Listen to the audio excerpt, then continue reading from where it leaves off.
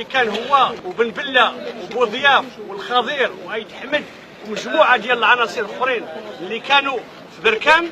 تعلموا السلاح فين؟ تعلموه في بركان. تعلموا الثوره فين؟ تعلموها في بركان. حتى نيلسون مانديلا اللي كان رئيس ديال جنوب افريقيا، نهار اللي جا هنايا شكون اللي استقبلوا الاول؟ استقبلوا الدكتور الخطيب.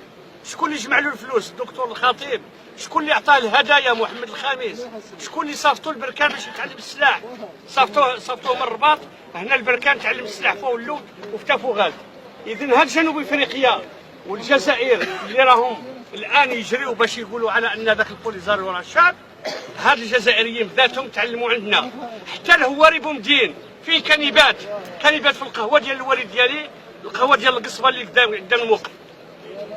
في كان هذا نيلسون مانديلا كنيبات هنا فوق اللوت وكنيبات في تافوغال في القلعه نتاع بني زناسن.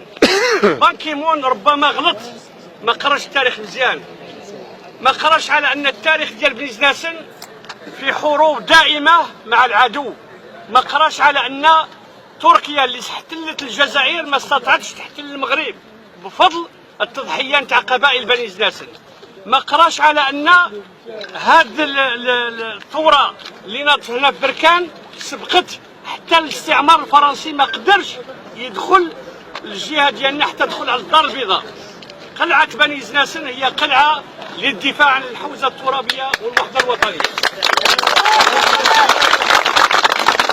تافوغال إذا كانت المغرب كيحتفل ب20 غشت نتاع ذكرى ثورة الملك والشعب، تافوغال دارت الذكرى وفتحت الثورة في وجه الاستعمار من أجل عودة محمد الخامس في 16 غشت ماشي في 20 غشت.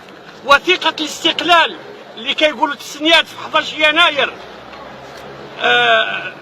من أجل المطالبة بالاستقلال ما تسنياتش في فاس، تسنيات في الدار ديال بن عامر ففي مداغ. إذن هاد القبائل تاع بني زناسن عندهم تاريخ. وبان كيمون إلا كان بالفعل كيقول تقرير المصير ولا كيقول الاستقلال ديال الشعوب، لماذا لم يتكلم عن القضية الفلسطينية اللي مستعمرين من طرف الصهاينة في سنة 1948؟ لماذا لم يتحدث عن باقي الأقاليم اللي موجودين في الجزائر؟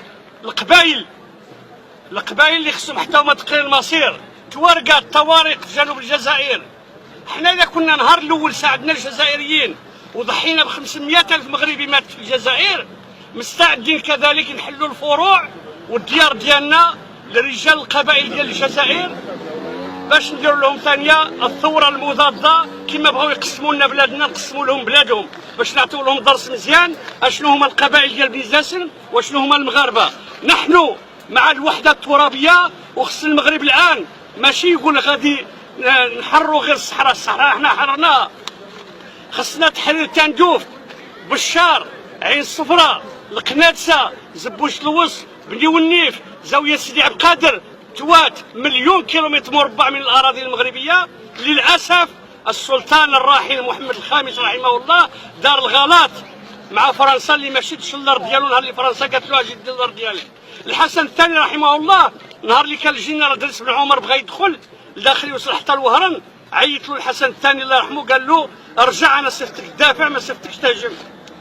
الجولان في سوريا حنا ضحينا معاهم مع السوريين، المصريين ضحينا معاهم، قلنا هذه الدوله الجزائريه مع من ضحات دائما هي تبكي. حتى الشعب المغربي خلاته الشعب الجزائري خلاته بالجوع رغم انها عندها المداخل ديال البترول وصلت 300 مليار. قولوا لنا فين هي 300 مليار ديالكم؟